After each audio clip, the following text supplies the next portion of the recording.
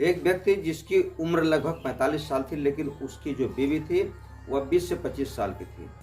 यानी कि उस व्यक्ति में और उसकी बीवी की जो एज थी उसमें काफ़ी डिफरेंट था, लेकिन उसके बावजूद भी वह दोनों की शादी हो जाती है। जब शादी हो जाती है कुछ दिनों तक जीवन काफ़ी खुशियों से भरा होता है, लेकिन जो बीवी थी वह बहुत ही खूबसूरत थी, बहुत ही सुंदर थी। कहा जाता है इस धरती पर हज मर्ज का इलाज है, लेकिन शक का इलाज इस धरती पर न था, न है, न होगा। अगर किसी भी व्यक्ति को या उसकी पत्नी को उसके दिमाग में शक की बीमारी पैदा हो जाती है, तो वह शक की बीमारी खत्म नहीं हो सकती। चाहे उसको कितना भी कोई अच्छी बातें बताए, प्रवचन सुनाए, लेकिन वह उस चीज़ को मानने के लिए तैयार नहीं होता। ऐसा ही शक उस व्यक्ति के अंदर घुस जाता है। एक दिन वह इतना निर्दयी हो जाता है कि वह अपनी पत्नी जो कि खूबसूरत थी उसको सबसे पहले मौत के घाट उतार देता है। जब उसकी बेटी देखती है और रोती है तो अपनी बेटी को भी पकड़ के जमीन पर पटक देता है और उसके गर्दन पर चाकू से वार कर देता है। वार करने के बाद जब वह बेटी भी दम तोड़ देती है तो उस माँ और बेटी को वह एक कंबल में लपेट करके बेड पर सुला देता है और फिर बाहर से कुंडी लगाकर ताला लगाकर फरार हो जाता है। कुछ दिनों बाद जब आस पड़ोस के लोगों को कुछ दुर्गंध आनी शुरू होती है, शुरुआत में तो लोग सोचते हैं कि हो सकता है कोई कुत्ता या बिल्ली कहीं पर मरी पड़ी हो, लेकिन धीरे धीरे बदबू जो है वह बढ़ती ही चली जाती है। अब लोग बिल्कुल परेशान हो जाते हैं कि आखिर बदबू आ कहाँ से रही है। तभी लोग धीरे धीरे ढूंढने की कोशिश करते हैं, प्रयास करते हैं, तो उनको पता लगता है कि ये जो बदबू आ रही है एक व्यक्ति के घर से आ रही है। जब उस व्यक्ति के घर पर जाया जाता है तो बाहर से कुंडी लगी होती है। तब उनको अंदेशा हो जाता है कि इस घर के अंदर कोई ना कोई ऐसी अनहोनी हो ही गई है, जैसे कि इतनी तेज बदबू आ रही है, क्योंकि बाहर से कुंडी लगी है। इसके अंतर्गत कोई भी न कुत्ता न बिल्ली प्रवेश नहीं कर सकता।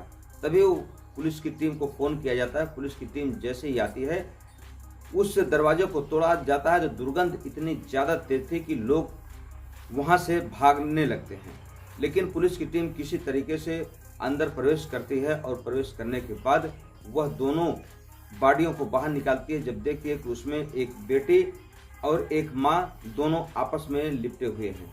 खून के सारे धब्बे बिल्कुल सूख गए हैं। खून जो गिरा था वह बिल्कुल सूख कर कांटा हो गया था। दोस्तों, अब सवाल उत्पन्न होता है कि आखिर उस व्यक्ति ने अपनी खूबसूरत बीवी जो कि अभी बिल्कुल नई नवेली थी और उसकी जो बेटी थी, अपनी बेटी की क्यों हत्या कर दिया।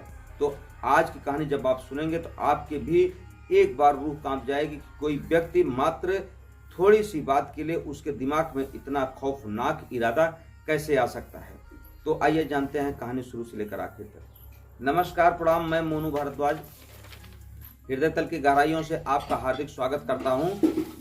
आज की जो सच्ची घटना लेकर आया हूं दोस्तों, यह घटना है उत्तर प्रदेश का एक जिला लगता है आगरा, और आगरा का ही एक थाना पड़ता है जगदीशपुर, इलाका पड़ता है खेतना।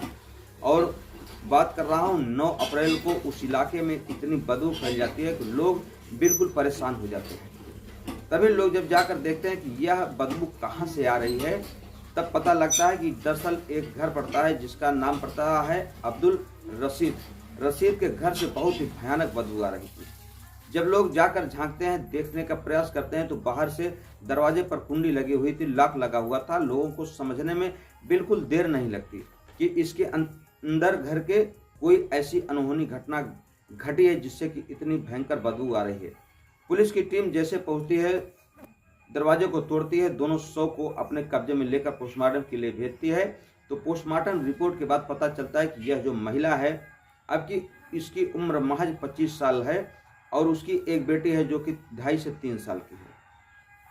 लेकिन इस महिला की और इसकी बेटी की हत्या क्यों की, यह सोचने का विषय था। पुलिस के सामने बहुत बड़ा सवाल था। अब पुलिस जो अब्दुल रशीद था उसको ढूंढने का प्रयास करती है, लेकिन उसका कहीं पता नहीं लगता। जब उस अब्दुल रशीद को तलाशा जाता है, लेकिन वह अपने आप को इस तरीके से गुप्त रखा था कि उसका कोई सुराग नहीं लगता। लेकिन कहा जाता है कि कानून के हाथ बहुत लंबे होते हैं। तभी जो पुलिस के मुखबिर होते हैं, पुलिस के मुखबिर से पता लगता है कि जो अब्दुल रशीद रहने वाला छत्तीसगढ़ का है। जैसे ही छत्तीसगढ़ में अब्दुल रशीद इतनी घटना को अंजाम देने के बाद रहता है, तब पुलिस की टीम वहां पर जाती है छत्तीसगढ़ में और अब्दुल रशीद को गिरफ्तार कर लेती है। दोस्तों, जैसे गिरफ्तार करने का प्रयास करती है तो अब्दुल रशीद भागने का प्रयास करता है और भागने के प्रयास में वह पुलिस के ऊपर फायरिंग कर देता है। लेकिन जवाबी कार्रवाई में पुलिस की टीम भी अपना जवाब देती है और एक गोली चला देती है। गोली जा करके अब्दुल रशीद के बाएं पैर में लग जाती है।